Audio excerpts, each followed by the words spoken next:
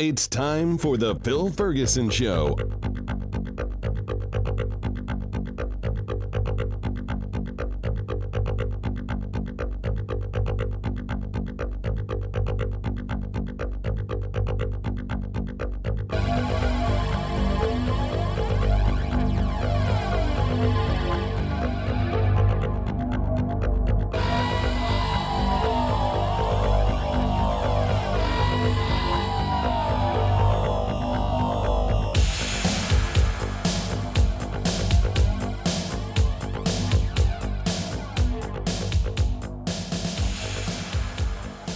This is Phil Ferguson, and you are listening to the cleverly titled The Phil Ferguson Show.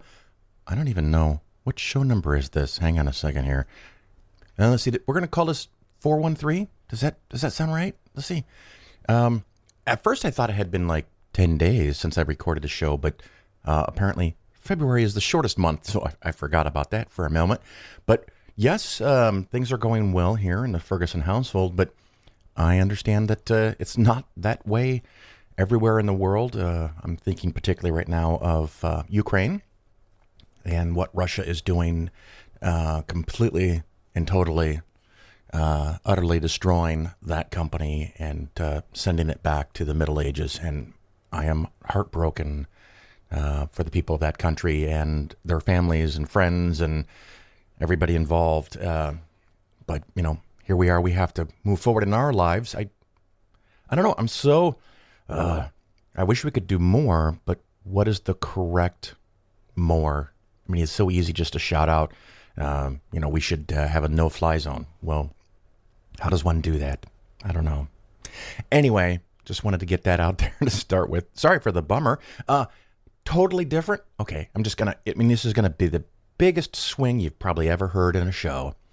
The best thing I've done for myself in the last couple of years is I bought new socks. Yeah, that's right. Just, socks for your sneakers, for boots, whatever. I loathe matching socks. Boy, I wish this was a commercial because it could sound like one. I went out and I bought like 20 pairs of the exact same sock and then got rid of all the old socks. So now when I do a load of laundry, all the socks come out. There's still an odd sock out. That's okay. I set it aside because it can match with any sock that comes through in the next laundry batch. So that was great fun doing that.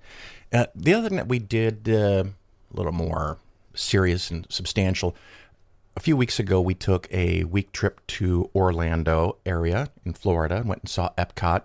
I think I mentioned this in the previous show, but hopefully I don't want to be too redundant, but the thing that I've really struggled with is even though we only there for a couple days, my body has not yet reset to find 30 degrees in Chicago to be a comfortable temperature.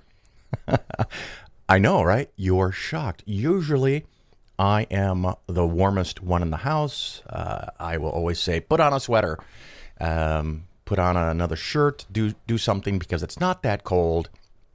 And it was 90 when we were in Florida, and we came back, and it was around 30, which is not really that abnormal. I mean, it's pretty normal for Chicago this time of year, but I am having a very hard time staying warm. I've even turned up the temperature in the house, the temperature that we heat the house to, and both my wife and daughter were like, "Are you okay?" And I go, "I'm cold." And they're like, "What?" Yeah, so I think the mistake was not going to Florida, but coming back. Maybe I just need to go there for a couple of months in the winter and dodge all this below freezing temperature shit. Other fun news, if you are trying to learn a language, one of the things I'm working on now with my Italian, I have a tutor through a website called italki, and it's very nice.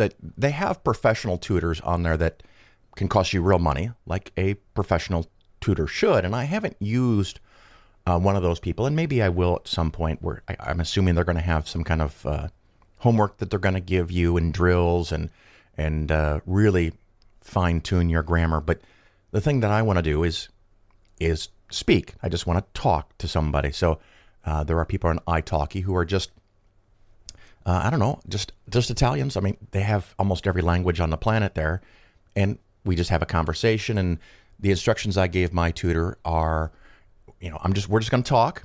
And the first thing that you hear that indicates to you that I'm not a native Italian speaker, jump in and correct me. And it's an amazing experience, very humbling, because she jumps in and corrects me a lot. So it's still one of those things that in my head, I keep thinking after 8 or 9 years of working on Italian, I should be done by now. But I think this will be kind of a lifelong hobby just to continue getting better. Recently, my tutor said something about, well, Phil, when you speak, you have almost, or maybe even not, any accent. No accent. I can't even do English today. But sometimes you say the stupidest things. So that was charming. So I'm going to keep working on grammar and phrases and having her help me point out the little things that I get wrong. I was kind of hoping this spring or early summer we could actually take a trip to Italy. Hoping COVID would be chilled out enough by then, but now we have this whole Russia thing we talked about already. So fingers crossed that something like that can be figured out. Another thing that to keep in mind with, of course, the Russian-Ukrainian thing, apparently oil prices have gone up a lot. So if you've ever thought about getting an electric car, maybe now is a good time to do that.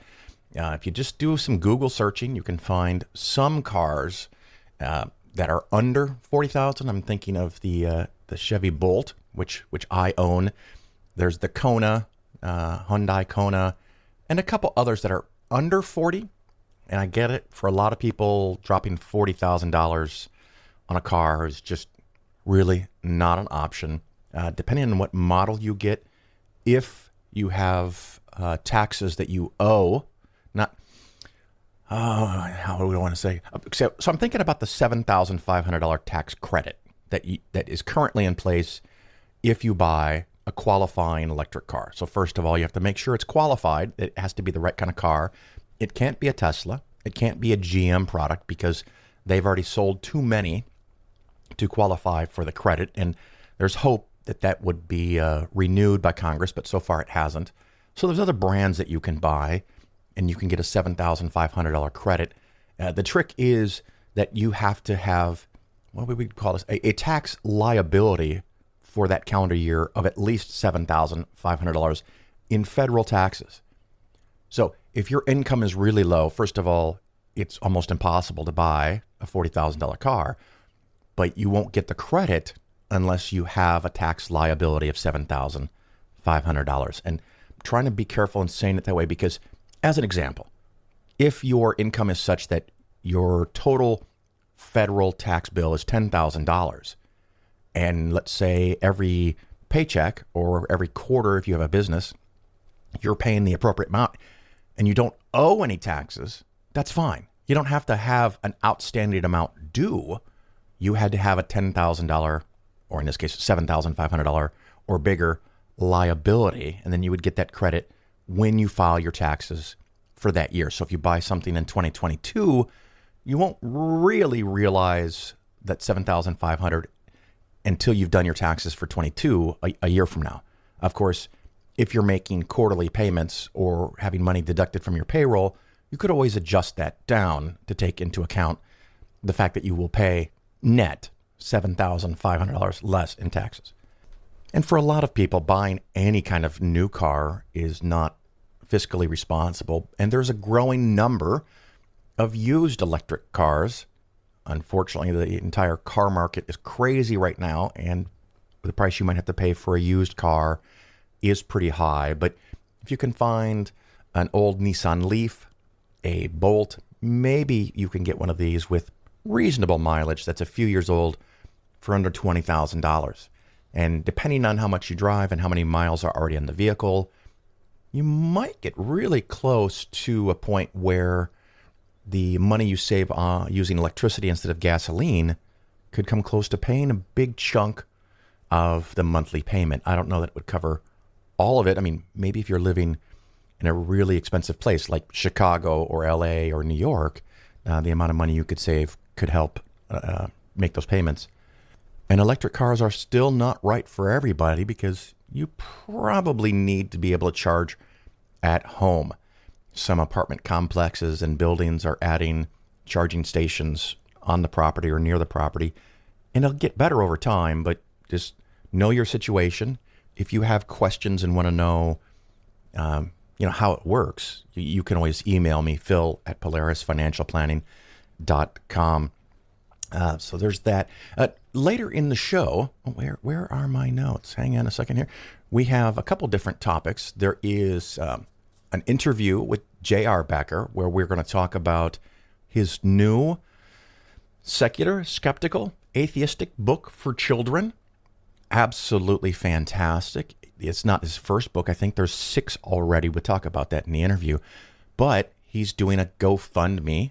I think that's the platform he's using. It's in the segment. And you can help. This interview is being timed specifically so that you can hear it and then go and help right away. So listen to that segment. And if you want a free copy or a signed copy or one of the other gifts that come along with higher tiers of support and sponsorship for that book, you can go to the website mentioned in the interview segment.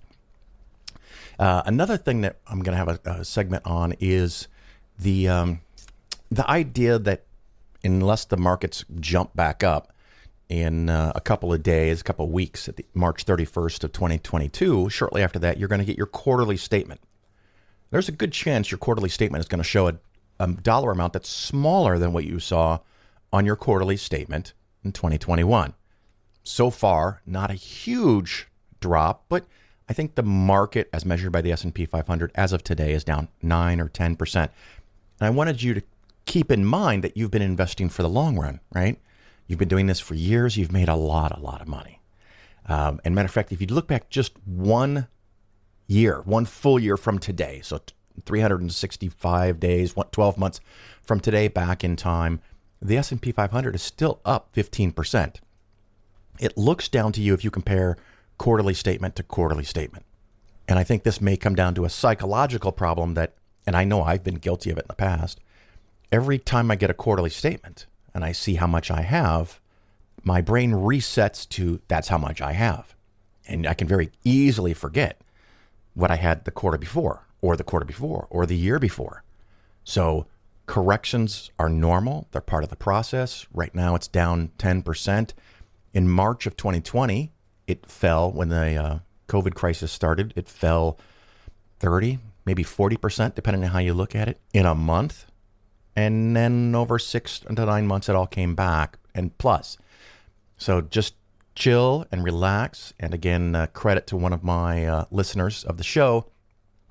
I previously would say, if someone asked me, says, Phil, what are you going to do to protect me from a market correction? And my answer was, I'm not going to do a fucking thing. And the listener who was smarter than me said, Phil, you've already done the thing.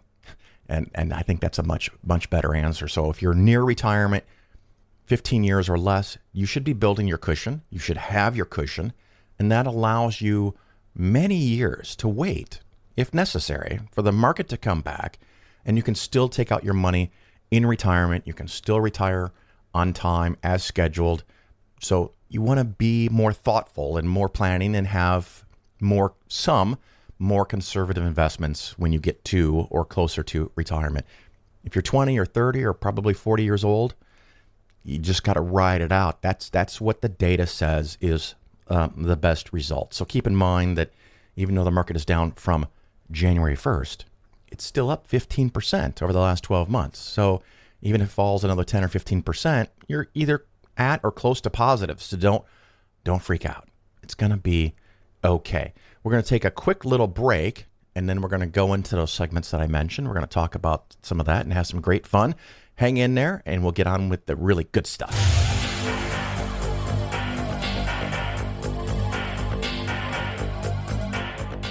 Section 11. Inspiration. Not before about the 3rd century was it claimed or believed that the books composing the New Testament were inspired.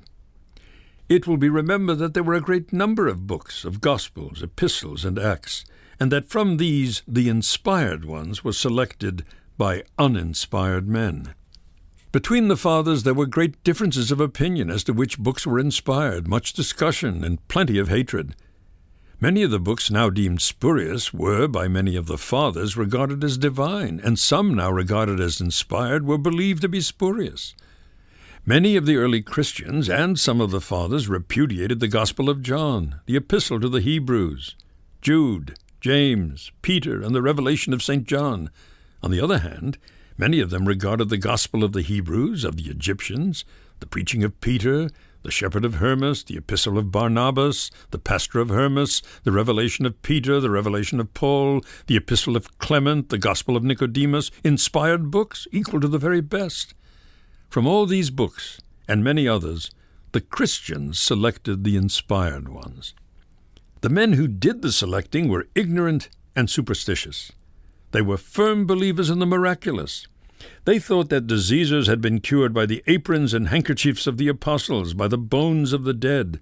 They believed in the fable of the phoenix, and that the hyenas changed their sex every year. Were the men who through many centuries made the selections inspired? Were they ignorant, credulous, stupid, and malicious, as well qualified to judge of inspiration as the students of our time? How are we bound by their opinion? Have we not the right to judge for ourselves?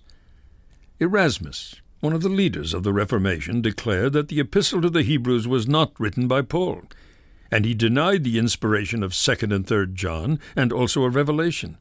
Luther was of the same opinion. He declared James to be an epistle of straw, and denied the inspiration of Revelation.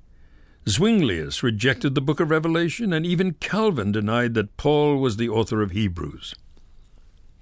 The truth is that the Protestants did not agree as to what books are inspired until 1647 by the Assembly of Westminster. To prove that a book is inspired, you must prove the existence of God. You must also prove that this God thinks, acts, has objects, ends, and aims. This is somewhat difficult. It is impossible to conceive of an infinite being. Having no conception of an infinite being, it is impossible to tell whether all the facts we know tend to prove or disprove the existence of such a being. God is a guess. If the existence of God is admitted, how are we to prove that he inspired the writers of the books of the Bible? How can one man establish the inspiration of another? How can an inspired man prove that he is inspired? How can he know himself that he is inspired? There is no way to prove the fact of inspiration. The only evidence is the word of some man who could by no possibility know anything on the subject. What is inspiration? Did God use men as instruments? Did he cause them to write his thoughts? Did he take possession of their minds and destroy their wills? Were these writers only partly controlled, so that their mistakes, their ignorance, and their prejudices were mingled with the wisdom of God?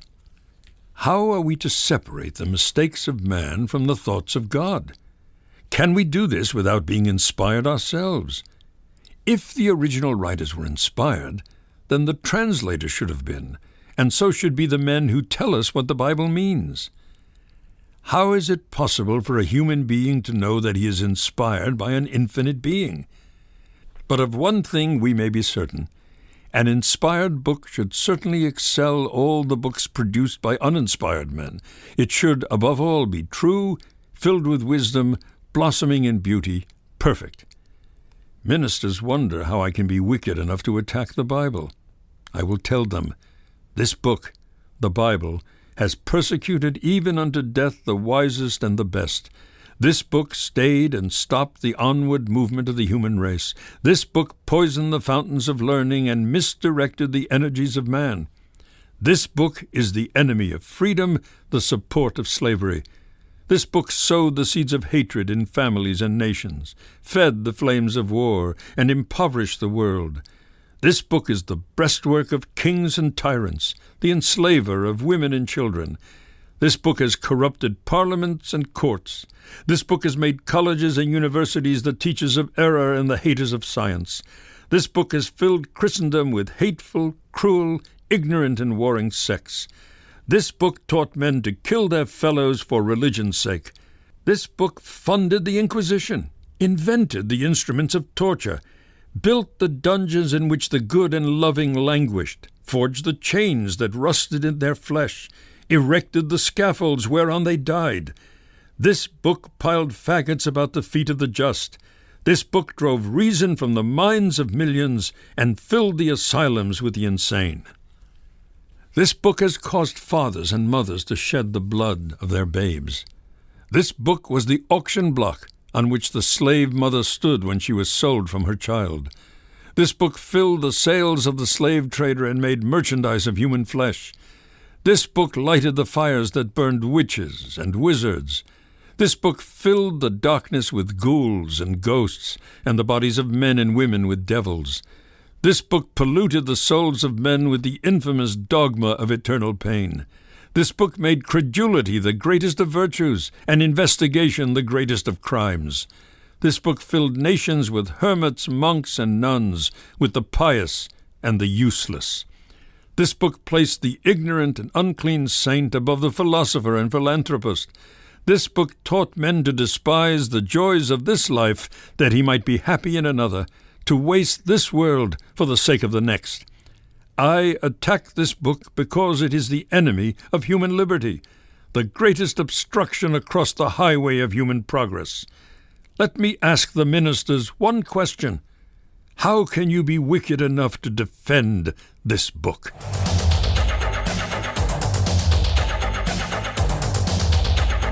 The Phil Ferguson Show is for educational and entertainment purposes only. Nothing said on the show should be interpreted as personalized investment advice. Investments should be based on your personal situation, and you, of course, should consult with your financial advisor or tax professional before taking any actions.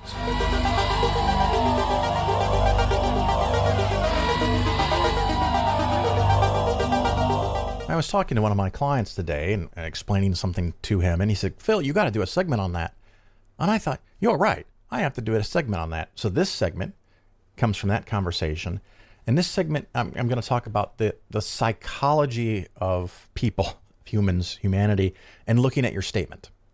And it's something I've noticed over many years, having done this for almost 25 years, that almost every account that you have, any kind of investment account that you have, you will get a quarterly statement.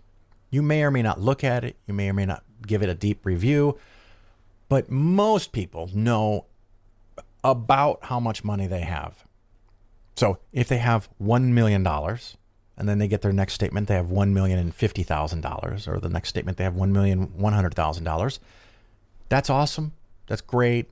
Phil said, don't worry about it too much. It's all for the long term, and as long as it's properly balanced and Phil's checking and maintaining it, everything's good. But I wanted to take a look, see what it says. And that's great. But every quarterly statement, we, as in humans, and I know, boy, do I know I've done this. If the number is bigger than what the previous quarter number was, everything is right in the world. It doesn't even have to be much. It's just bigger.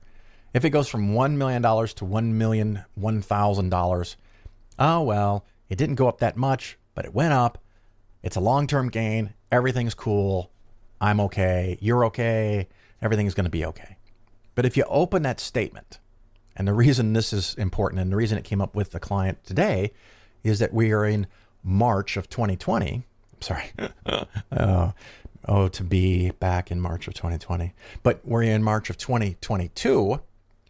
And if you open your statement from March 31st, in a few weeks from now, in April of 2022, and you look at it, and it's smaller than it was on 12/31 of 2021, it can be depressing.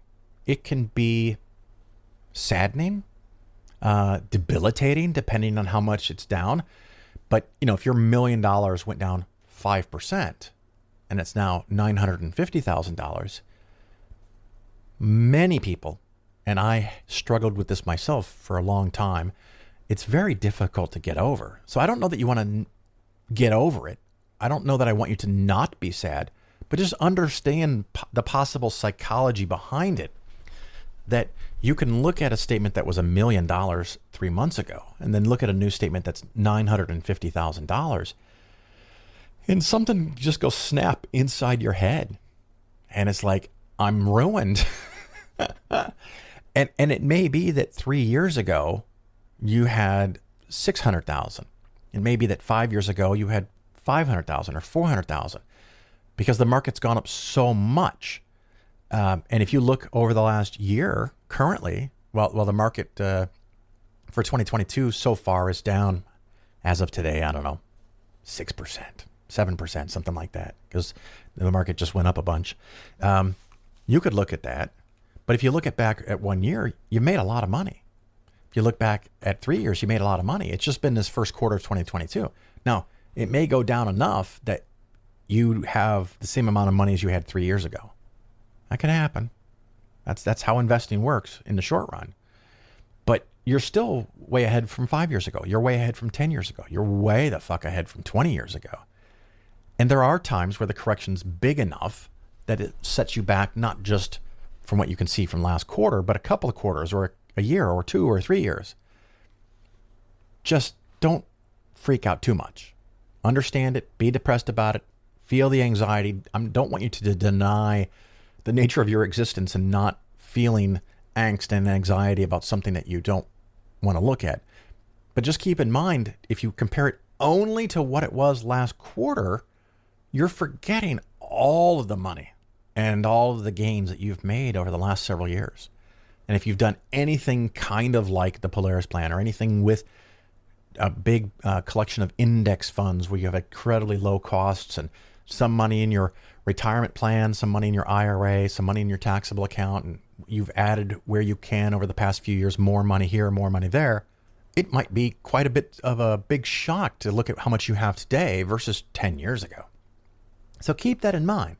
It's a long-term gain, and sometimes in the short term, months, maybe even a few years, you can be down. But that's not what you're doing it for. You're doing it for the long run. So keep your focus on the long run. Understand that your portfolio may have gone down. If it's gone down a little, great. If it's gone down a lot, it's a bummer, but you're playing the odds of the long-term gain. So when you open that statement after April 1st, if your total portfolio is smaller than it was in December 31st of 2021, well, look back another year. Look back 2 years or 5 years, and you'll see that you're still, hopefully, way the hell ahead of where you were then. And that's the point of all of this. Don't freak out about one end of quarter statement. So that was just some thoughts on reviewing your statements, I guess, and keeping it all in perspective. Because as humans, every time we get a bigger number, that's now the number. That's now the right number for what my assets are worth. And every time you get a statement that's below that, it can be unsettling. So don't let it freak you out too much. And hopefully this little thought process helps you through it a little bit.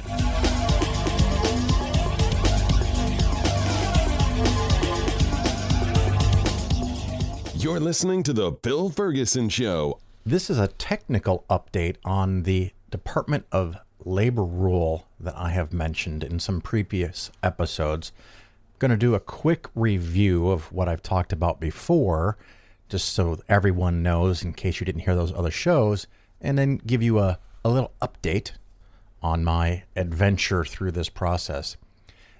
Recently, last year or two, the Department of Labor made a new rule, which, it doesn't get implemented right away. They try to let the industry adapt to it and adjust to it. But the basic gist of it, I think, came from a good place. I do. I think they intended well. The Department of Labor is involved because a lot of people have accounts with their work. And because of a law called ERISA, and the Department of Labor does anything to do with jobs, so 401ks, 403b, a lot of different type of accounts you can have at work. The Department of Labor often makes rules or changes, and sometimes they're few and far between, and they're mild little changes. This one is not a mild little change. This is kind of a big change. And the big change, in short, the Department of Labor, in order to protect investors, and I think they meant well, created a thing called a prohibited transaction, which basically means It is illegal for an advisor, someone like myself, and almost any other advisor, whether they sell annuities or invest in stocks or brokerage firm or a broker, insurance company, whatever, cannot tell a client they cannot recommend, that's the important word, they cannot recommend that the client move the money from the 401k to an IRA or other type of account, and then the advisor collects a fee on it, because there is an inherent conflict of interest. There's some merit to it conceptually, but in my opinion, at least for the way I do business, all of my clients know what the game is. They know what the rules are because they've already reviewed disclosure documents. They've already signed a contract. We've already talked, and they know that what they pay me, and they know what they have to do, and they know what I have to do. So, in my opinion, and I represent myself, so maybe I'm mistaken here, it's pretty straightforward and simple. If, at least in the past, if someone had a 401k and said, hey, Phil, should I roll this over to you? And I say, yes, I think you should. Everyone, me and the client, I guess both of us, know that I'm going to get paid on that because we already have a contractual agreement.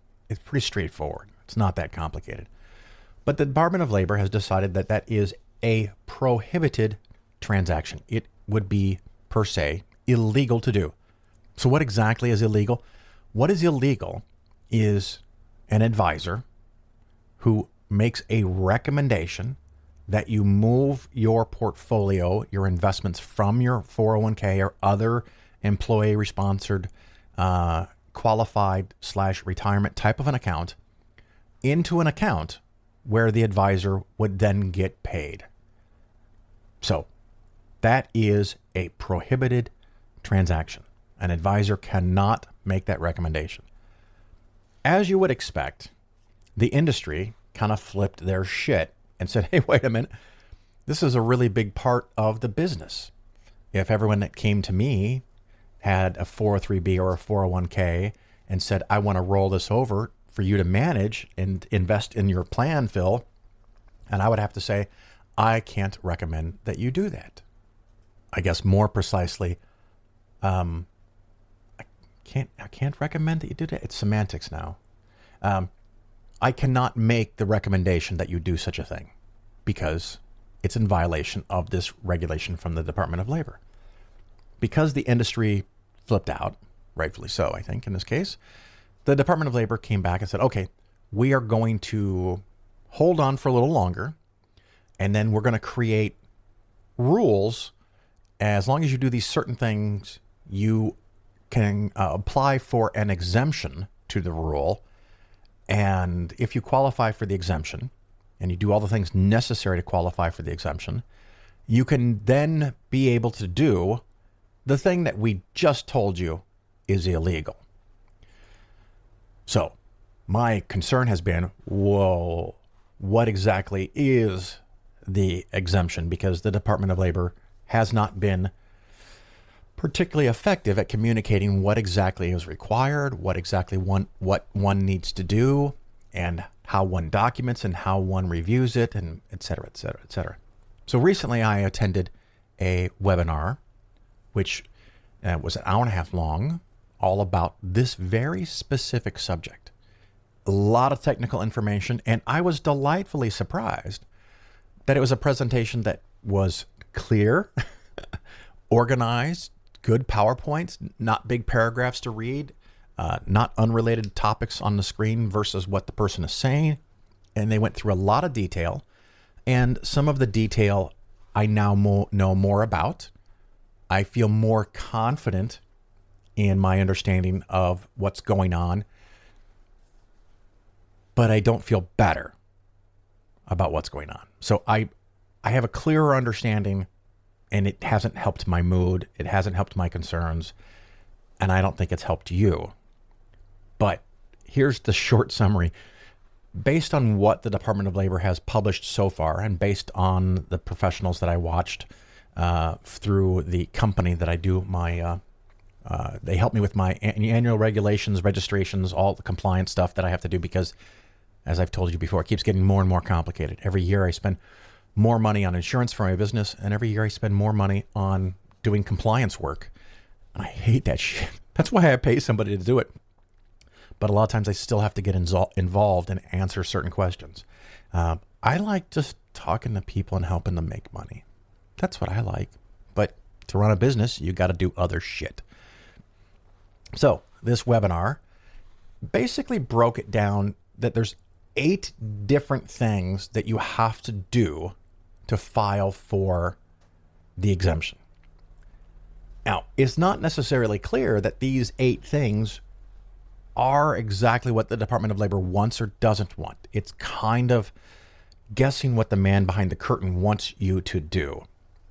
But let's go with these 8 things to start with. 3 of the things, because of the way I have my business set up, are already in place, and they are trivial things for me to comply with. That's fantastic. 3 other things, and yes, I'm not going to give you all the details of all 8 things because you don't want to hear it, probably is the short of it. The next 3 things I am already working on and have been working on, revising, updating, adjusting, refiling documents with the government that allow me to even be able to do an exemption when it becomes appropriate. However, that's only 6 of the 8 things. The last 2 things at this point in time, to me, look so burdensome that I don't know that I want to bother trying. In part because it's a lot of work. And in part, it's that I could file for an exemption and no one really says that, yes, you qualified or you didn't qualify, and you get a thumbs up. What happens is several years later when you get audited, the Department of Labor or the SEC, if they pick up and audit me and use the Department of Labor rules for this part of the business, and they say, no, what you did there wasn't a legitimate exemption, and therefore here's all the fees and penalties and fines that you have to pay for the last 4 years on every client we've audited or on every account that you've moved that we think you didn't really actually do the exemption correctly. Now, as you can imagine, running a business, you don't want to be in a position where a couple years from now, someone tells you you did a lot of work, but you still didn't do it right, even though we weren't clear in telling you what you needed to do. And so here's all the money and fines and penalties that you have to pay because you didn't do it correctly. So, of course, I want to have my compliance consultants help me do this correctly. But it looks like now at this point in time, and I may change my mind. I hope that something changes that allows me to change my mind. It might just be my understanding needs to improve. Maybe I just don't know enough. Maybe the Department of Labor comes out with a rule that says, okay, it's not prohibited after all. And it just all goes away. Because it's kind of a thing that only bureaucracies can do, where they specifically tell you that something is prohibited, and then they give you a process that is a complicated boondoggle to allow you to do the thing that they just told you can't do. That's bureaucracy right there for you. But it looks like, at least in Phil's mind, that I am not going to have the confidence at this point in time to even try to claim an exemption. So, what does that mean for you, listeners? What does that mean for you, clients? It means a couple of things.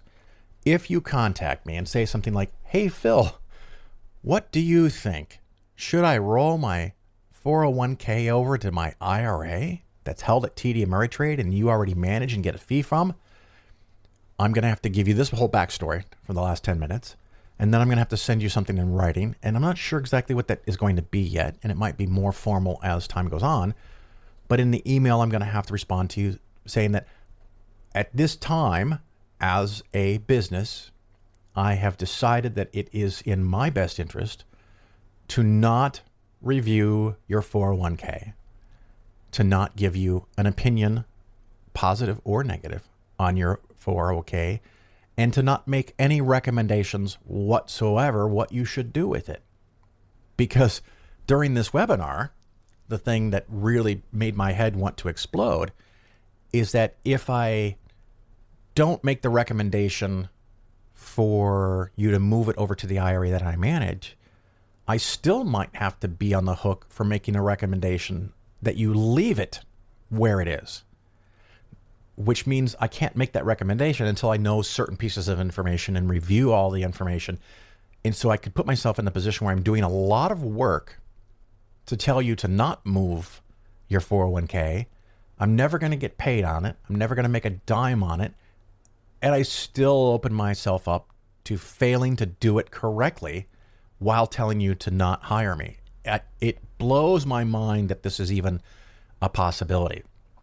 So the position I think that I have to take, and it, like I said, it may change, but for now, the position I have to take is I can't make any kind of recommendation or evaluate your 401k. That includes existing clients. That includes people that, like, for over 2 decades, I have allowed people who were not clients to send me their 401k information. And I would review it. I would talk to them, learn a little bit about them, give them some suggestions and ideas of what they can use and what funds I like in their 401ks, what funds I don't like in their 401k. And all of that was for free.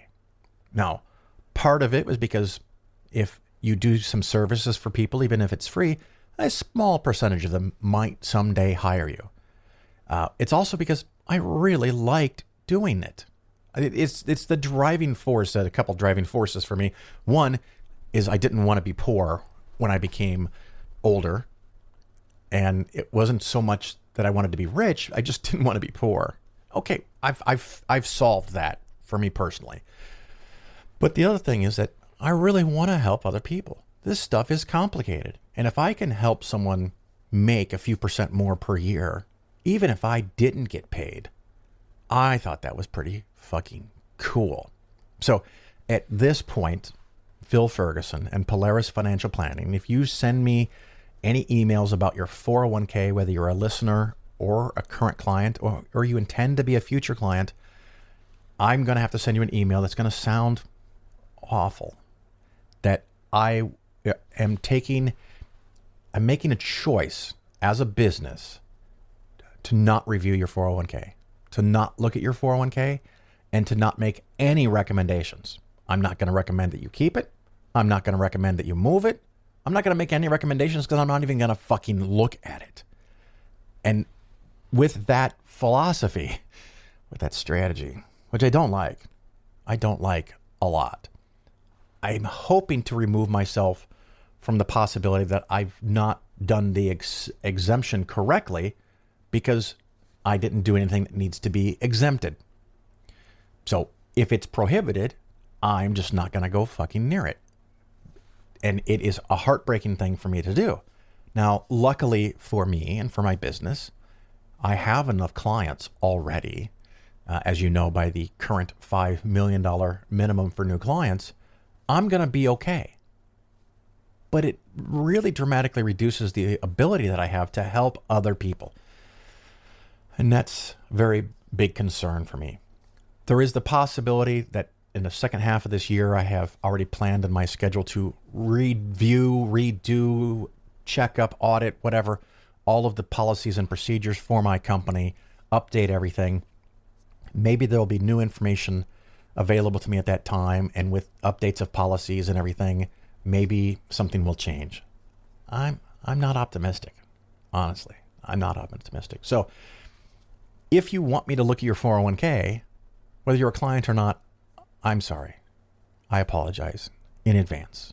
I fucking hate it, but I'm going to have to tell you now, and I'll tell you in email, in a response, in writing, that I have decided, I have chosen to not review 401ks, and I will not give any recommendations on what you do with it. Now, all that being said, one thing I can tell you, if you have general questions about how 401ks work, or the pros and cons in a general sense of should one take their 401k and put it in a IRA, I can discuss those topics only from a generic perspective, but not in relationship to your specific 401k. So I can say that for most people, when you leave your work, moving your money from your 401k to an IRA is a pretty good idea. Why, you might ask? Because you have way more choices in an IRA. You can get funds with way lower expenses. You can follow the Polaris plan in the IRA, whether you hire me or not.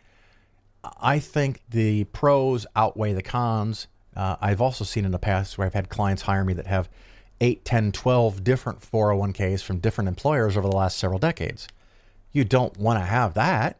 So, I think everything being equal, the average person is better off moving the money that's in their 401k to an IRA after they have a separation event. By separation, I mean from the employer, whether they fire you, lay you off, or you quit, change jobs, whatever.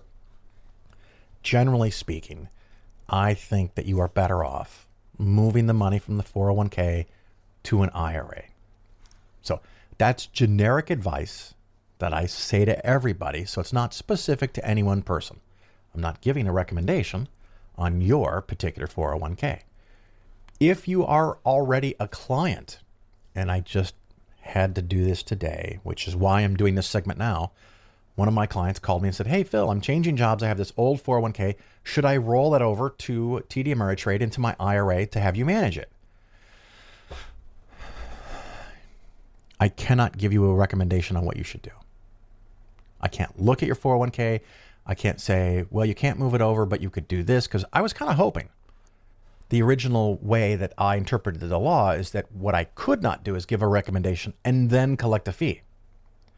But based on the webinar that I went to, I can't give a recommendation, period, without doing all the steps necessary to document what I did and how I came to the conclusion that I came to. So I'm just not going to do any conclusions for now. But if you're a current client of Polaris Financial Planning and you decide on your own that you want to call your former employer, or you want to call the custodian that has your 401k, if you decide that you want to move that money to the IRA that happens to be at TD Ameritrade, you are free to do that. I can't recommend it. I can't make a recommendation for you specifically at all, whether it's a good idea or a bad idea. But that's something you could choose to do, because I'm not making any recommendations. So if you send me an email and say, "Hey, Phil, I left my job. Here's my new job." Great. I'll update that information in my files.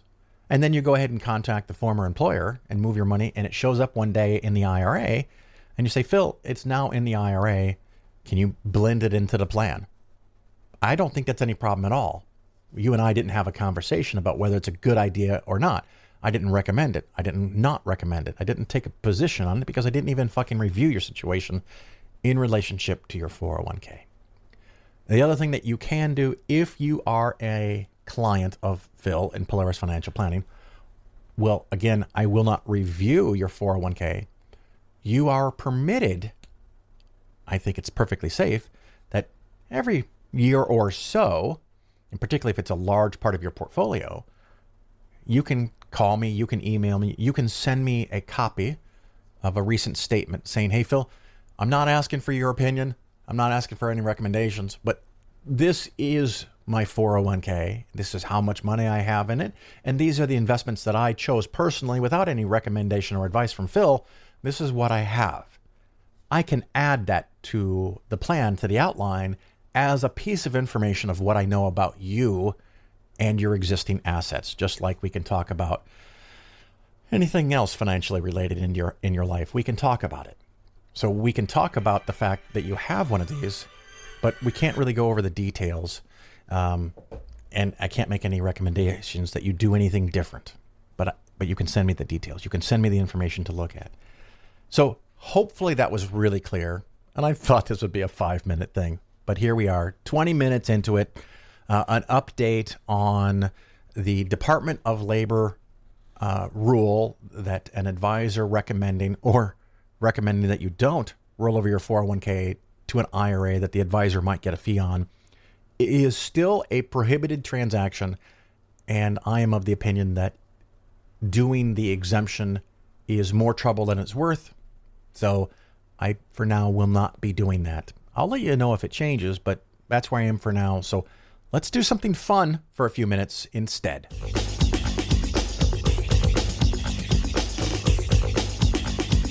The Phil Ferguson Show is for educational and entertainment purposes only. Nothing said on the show should be interpreted as personalized investment advice.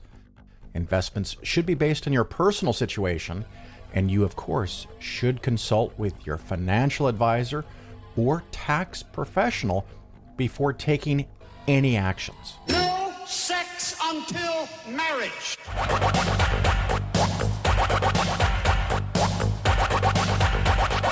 Section 12. The Real Bible. For thousands of years, men have been writing the real Bible, and it is being written from day to day, and it will never be finished while man has life. All the facts that we know, all the truly recorded events, all the discoveries and inventions, all the wonderful machines whose wheels and levers seem to think, all the poems, crystals from the brain, flowers from the heart, all the songs of love and joy, of smiles and tears, the great dramas of imagination's world, the wondrous paintings, miracles of form and color, of light and shade, the marvelous marbles that seem to live and breathe, the secrets told by rock and star, by dust and flower, by rain and snow, by frost and flame, by winding stream and desert sand, by mountain range and billowed sea. All the wisdom that lengthens and ennobles life, all that avoids or cures disease or conquers pain, all just and perfect laws and rules that guide and shape our lives, all thoughts that feed the flames of love, the music that transfigures, enraptures, and enthralls the victories of heart and brain, the miracles that hands have wrought, the deft and cunning hands of those who worked for wife and child, the histories of noble deeds, of brave and useful men, of faithful loving wives, of quenchless mother love, of conflicts for the right, of sufferings for the truth, of all the best that all the men and women of the world have said and thought and done through all the years. These treasures of the heart and brain, these are the sacred scriptures of the human race.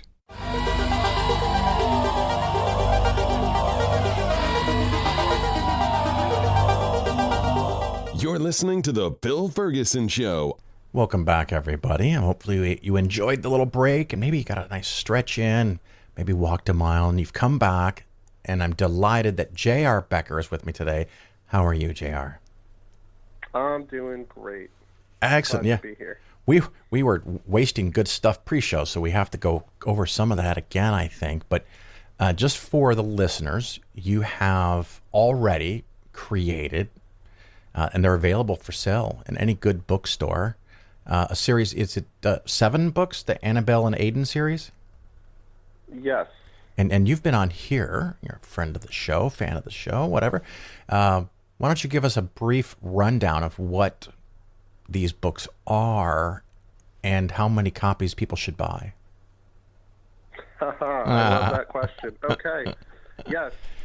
So about 6 years ago, I think now, I set out to write a children's book on evolution because there, at the time, I think now there might be 5 children's books on evolution, 5 or 6 maybe, but at Sure. the time there might have been 1 or 2. I mean, I wanted to fill that gap, but at the time I was very excited about evolution and its implications, evolutionary psychology, and I mean, to me it explains I'm going off on a 10-second tangent here, but the way we think, the way we love, the way we sneeze, the way we sleep, the way we fear, I mean, the way we act and look, evolution explains so much. It's so exciting. It's so interesting. So I wrote a children's book on that. It did pretty well, and I came out with subsequent titles on critical thinking, the Big Bang, what happens when we die, and other big questions for little thinkers. And I named the book series after my children, Annabelle and Aiden. I told my wife we can't have a third child because it's too late to change the name of the series, but she didn't listen. So 6 months ago, we had our third child, who we named Liam. So maybe one day I'll make a book about how babies are made. Nice. Or something like that. Well, of course, Yeah. congratulations on the new child. That's awesome. Thank you. And I'll be thinking about you when I'm getting a full night's sleep, and you're not.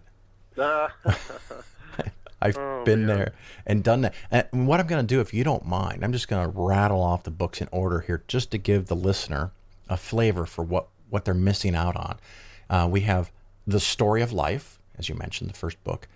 Oh, the Things We Believed, Worlds Within Us, What Happens When We Die, Our Human Evolution.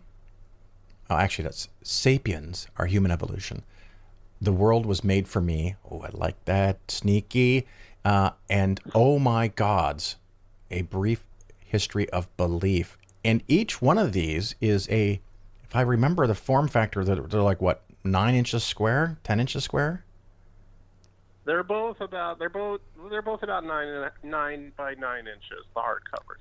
Yeah, and inside is full color, every page. And again, they're made for children.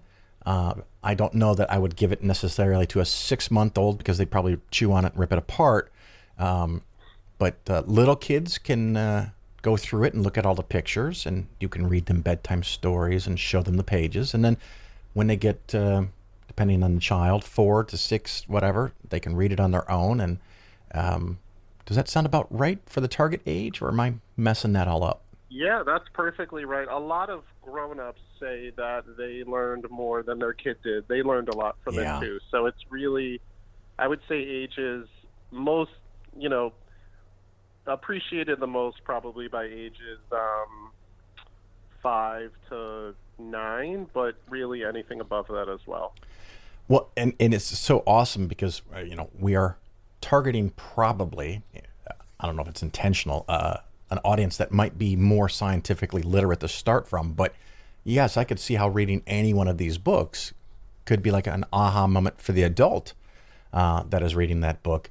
And I just know that because of our educational system, there's a lot of people who don't know a whole lot of things.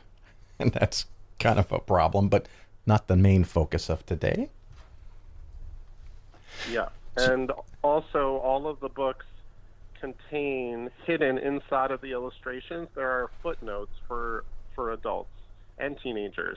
So the books really grow with you as you grow up because there's always more to learn. There are scientific footnotes inside of the illustrations, so people enjoy that. Nice. And do I recall correctly there's a hidden character of some kind?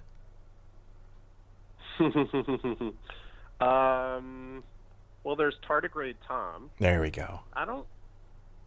Tardigrade Tom. Yeah, that's everybody's favorite. And then there's the dinosaur, the Skeptosaurus. The Skeptosaurus.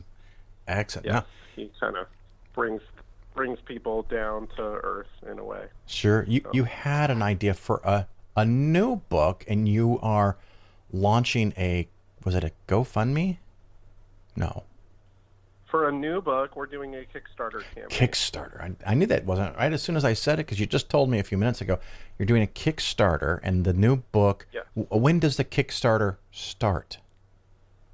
So I'm still picking a launch date, but at the time that all the listeners are listening right now, it should be active right now. If you go to dragoninmygarage.com, it should be live right now, and it's only for a few days. So there's a limited time to be able to, for people to get a book or even get their name or their face inside of the book and become a part of the book. Fair enough. Now you said their face inside of the book. What are you talking about?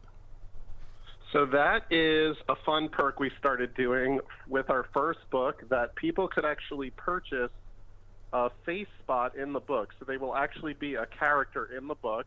And usually towards the end of our books, we have a message about how we're all interconnected, we're all related, we're all made of the same stardust, et cetera, and we will show our favorite readers who purchased those spots. They will email me a picture of their face or a picture of their kids or their friends or their worst enemies who they want to mail the book to as a surprise. Yeah, surprise. And they will get their faces in there. So it's a fun gag we like to do and a special thing. And of course, you're going to have all kinds of different levels, right? That people could donate next to nothing or underwrite the whole book. Could someone just give you a bunch of money and be done with it? Sure, totally. No, we actually want people. Kickstarter really helps us build a community of readers. We like to put our readers' names in the book. We like to put our readers' faces in the book. And even if people just purchase the book, they're really making it happen, and they get a signed copy personally by myself, the author. So we like to build a community that way. Excellent, excellent. Yeah, that's a really good point to let so many people play along. And of course, you mentioned the title, something about a dragon in a garage. I figured that out real quick, but what the hell? Why that idea? So the readers, most of the readers at least, I would suspect, are familiar with Carl Sagan's dragon allegory in his book that I know you and I enjoy, by renowned astronomer Carl Sagan. Wrote a book called The Demon Haunted World, Science as a Candle in the Dark. That is one of his many books. I think it's the most popular one. You could correct me if I'm wrong, Phil. I wouldn't know. I wouldn't be surprised, though. Yeah. I read this book about 5 or 6 years ago, kind of coming off the tails of a multi-year experience where I was dispensing with many of the beliefs that I had been brought up in. And Carl Sagan's book is just positive. It's not, this isn't true, that isn't true, this isn't real. Instead, it's a celebration of reality and a celebration of science and a celebration of what is real.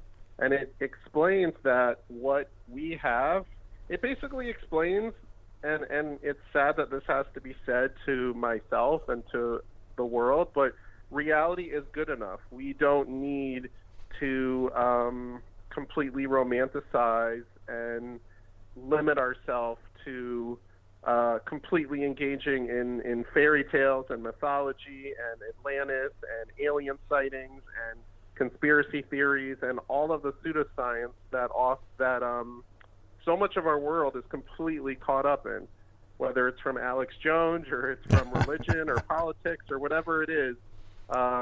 Bill Gates putting chips into vaccines. I mean, we see it all the time in today's news. Yeah. Pseudoscience is rampant, and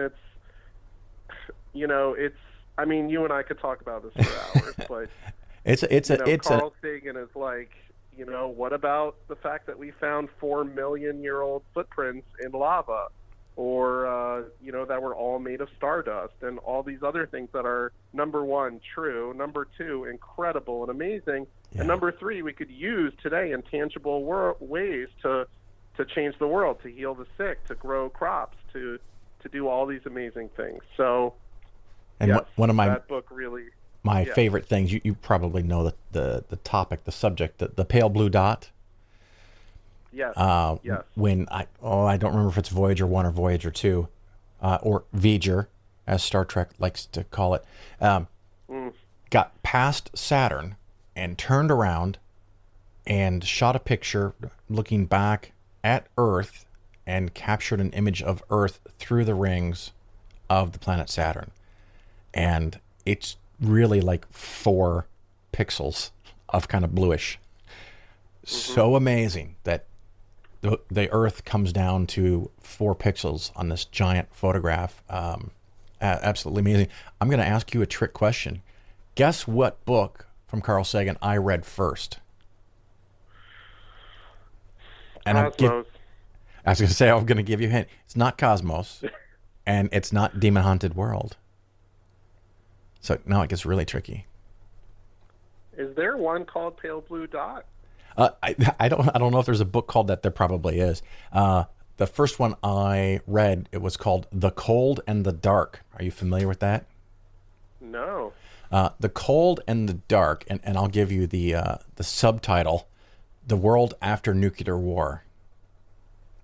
This book came out in 1984, and it is not... It's kind of a mix of a story and also what's going to happen to the planet if we can't contain ourselves and we have an all-out nuclear war. And I read that, I guess it had to be high school, scared to ever live in fuck out of me. Oh, wait, I don't know if we should swear on a show about your kids' books, but whatever. That's okay. Yeah. But yeah, that book, unlike the uplifting spiritual, we are all stardust and the pale blue dot and we can do anything, and The Cold and the Dark was not like that. Wow. Also, of course, if you've never read it, Contact, absolutely amazing book turned into a movie. You would love that. You would love the shit out of that. Oh, I saw the movie. Yeah. I'm pretty with Jodie Foster. Yeah, with Jodie Foster. I'll watch anything with Jodie Foster. I'll watch anything that has anything to do with Carl Sagan. So it's like a double win. Unfortunately, they changed the ending, which so many movies do. You have a perfectly good book, and it sells really well, and people love it, and then you change the ending, and it was like, why would you do that? Why? But it's a fun movie, and it's one of those movies that my kids, through no choice of their own, have probably seen a dozen times, because I got one of the DVDs with the commentators, the commenters, the director, the editor, the producer, all going through with commentary on the movie. So you watch it again to hear the commentary, and there's multiple tracks of commentary. But yeah, my poor children. It's an excellent movie that I finally saw after much urging from my friends, and now I guess I have to read the book. Absolutely. Now let's get back to the dragon in the garage that I've dragged you away from. What's going on with the dragon? How did he get in there? Right. So I forgot to even mention, because I got seduced by Carl Sagan. Yes, it happens to us all. Yeah. So I actually just opened up to the page in Carl Sagan's book, The Demon Haunted World, he talks about a baloney detection kit and skepticism and ways to discern the truth from baloney. And one of his allegories is that someone claims there's a fire-breathing dragon that lives in my garage. And he writes, surely you'd want to check it out. See for yourself. There have been innumerable stories of dragons over the centuries, but no real evidence. What an opportunity. Yeah. So then you go into the garage and you don't see anything. And your friend is, and then you say to your friend, well, I don't see anything. And then the friend says, oh, she's right here. I forgot to tell you that she's invisible. And then you say, well, why don't we spread flour on the floor of the garage and capture the dragon's footprint? And then the friend says, oh, this dragon floats in the air. It doesn't have any footprints. Well, why don't we get an infrared sensor to detect the invisible fire? Good idea, but the fire is also heatless. And on and on and on. And that, I thought that was a very fun and whimsical way to teach children about unfalsifiability and moving the goalposts, and just general critical thinking exercise that would have children laughing and entertained. So I made a children's book after that allegory, and that does happen in the children's book, but I added a whole lot more, so it wouldn't just be that. It would be my own story. And of course, the listeners who are now going, ooh, I love Carl Sagan. I love A Candle in the Dark. I love the dragon allegory. How can I be a part of this? And we already talked about it, but tell them again, where do they go to donate some money and get prizes and rewards? This is why we're friends, Phil. This is why I love you. DragonInMyGarage.com. So if you go to DragonInMyGarage.com, it should lead you right to the Kickstarter campaign. You could also go to our website, AnnabelleandAiden.com, and that should also lead you right to the Kickstarter campaign. And of course, our sneaky little plan is to release this podcast, this interview at least, right when the Kickstarter starts. So as soon as you hear this, dear listener, you better just pause and go over to the website and donate money, because it may just get, is there a limit? Does it get full? Can you run out of prizes? So the face spots are limited, the name spots are limited, but nothing else is limited. Okay. There might be one or two other things that are limited. You could get me to come to your classroom or your home or your school or your library and do a reading and a performance. Nice. There is a lot of fun rewards there. And I just also want to make it clear that when you go to this is not donating money. This is not, that's not even a word I want to say. This is really, you're just pre-ordering a copy of the book or certain other rewards, and you're helping to make this happen, and you're purchasing rewards. So, yeah, we're excited about it. Yeah, and it's an opportunity for another book to be in the stores, to be on shelves, to be in libraries, that some thoughtful child can sit down and read, or a thoughtful parent can sit down and read with their child, or you can buy it as Christmas presents, where we've got a lot of time for that, but, order it in advance. And I think this is just great. I'm so excited I can hardly contain myself. I mean, I'm not doing this just to promote the book. I want a copy. So thank you. I can hardly wait. Yes, it should be a lot of fun. The illustrations are pretty much completed, and we have the what I'm most proud of in this book is that it is in rhyme. All of our books are in rhyme, but the rhyming meter in this book is flawless. We went through a lot of it's an understatement to say it is a lot of painful editing, and yes, it turns out I'm one of the few people in the world that say garage with one syllable. Most people say it with two syllables. That I had to learn the hard way. But yeah, we counted those syllables and the emphasis and the meter, and it's just perfect, like song, like music, the words. So this should be a lot of fun to read. It might have helped you if you had done it in Italian, because a garage in Italian is often called box. Okay, box. There you go. It's the box for the car.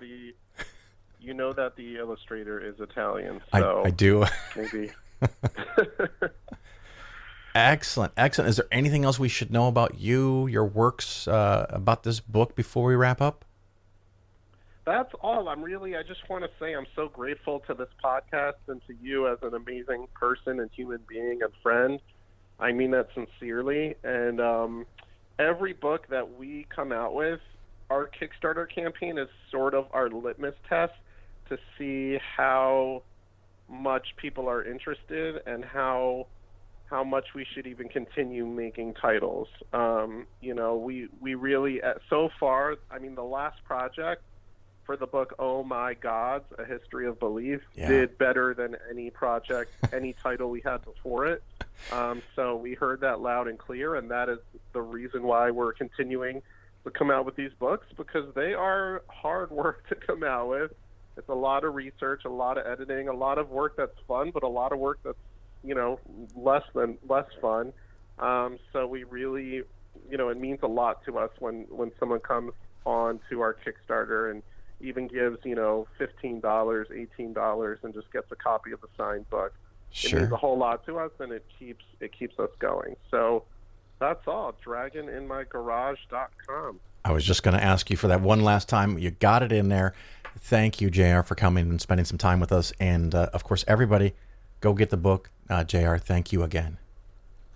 Thank you, Phil. It was wonderful to be here again.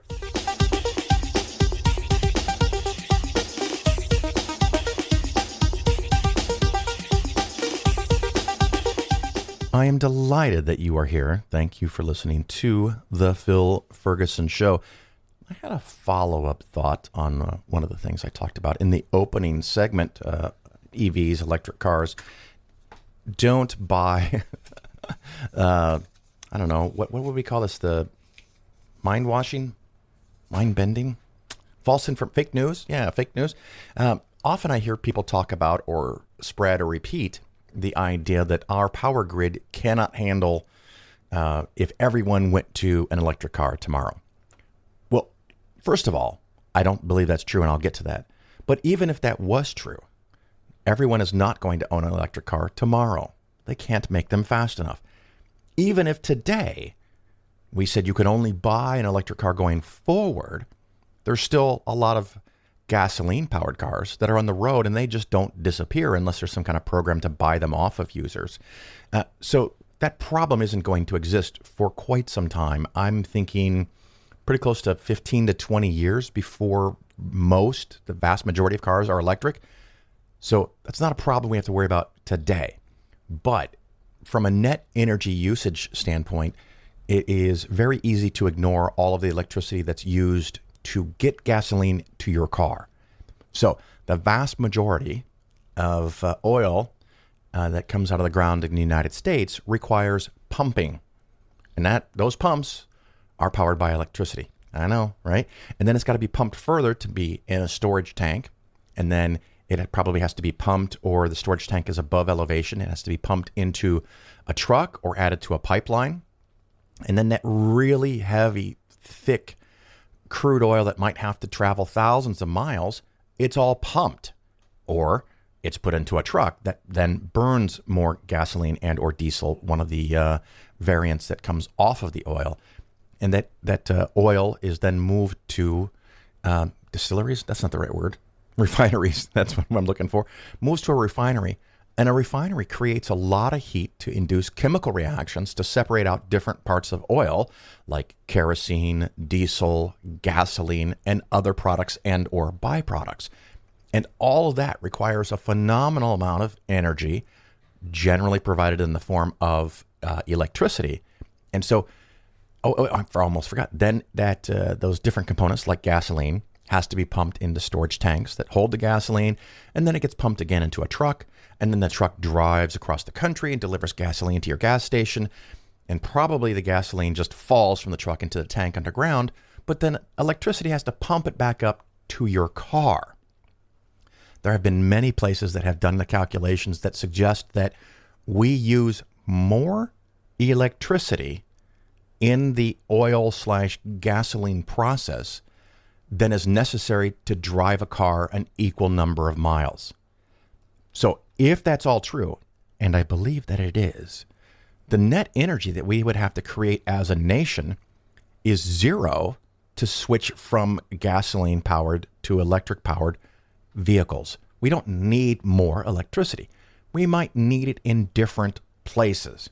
And one of the best things you can do to help out personally, if your situation allows for it, is to invest in some solar or some wind or a backup battery in your house. So if you can offset some of the electrical demands that have to come to your area by having solar panels, that makes it easier for an electrical station to be added in your area to charge cars. So just something to think about. It's not going to be a problem. It's going to go there. If you buy the argument that electric cars produce as much pollution as gasoline cars, first of all, you're wrong. But even if you did live in an area where they had to burn gasoline and or coal to provide electricity to your car, burning the gasoline in a centralized location or using coal in a centralized location is wildly more efficient than burning the gasoline in your car. And if at some point in your local area, some wind turbines or solar power plants are added, your electric car would be able to use the very next day the more efficient source of electricity. Whereas a gasoline car, as we talked about previously, might last you 10 plus years. It won't change at all. It'll still use gasoline. It'll use gasoline now and 5 years from now and 10 years from now, where an electric car, even if it wasn't more environmentally friendly as far as the production of energy, electricity for it to use, it will be as the system changes. So I think we really should, as a country, and it's been talked about, and there's been rules and laws and bills at least suggested, we do need to make a greater effort to have more electric vehicles, find ways to use less oil in general, find ways to use less oil from other parts of the world, because it takes a lot of energy to move oil around the planet. So all of these things need to be looked at, and we need to figure out how to do that so we are not dependent on the global supply, the supply and demand of oil around the planet. Another thing we need to start focusing on is how to bring some of raw mineral production, chip production, other important production aspects back to the United States. It is important that we have more capacity to produce chips in this country. We need to produce more of our own products in this country. We need to do that efficiently, and we need to have good paying jobs doing that so we can have more control over our destiny. I don't know. I'm rambling now. I didn't mean to go into all of this stuff, but hopefully you liked the show. Again, my apologies for the idea that I will no longer be able to review 401ks. It is, for me, a heartbreaker and contrary to my essence, because for 25 years approximately, that's something I've done for free. whether you're a client or not, just because of that new Department of Labor rule, which was in the previous segment. I'm going to not be able to do that for now. And as soon as I feel comfortable and I think I know that I'm safe, maybe I can start doing that again in the future.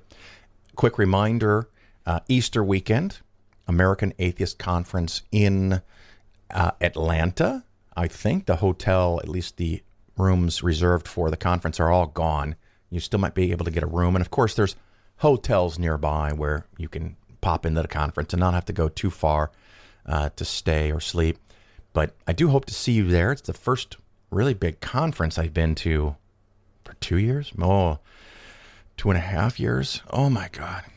So I'm very excited, a little nervous, very excited, and I hope to see you there. Until then, ciao.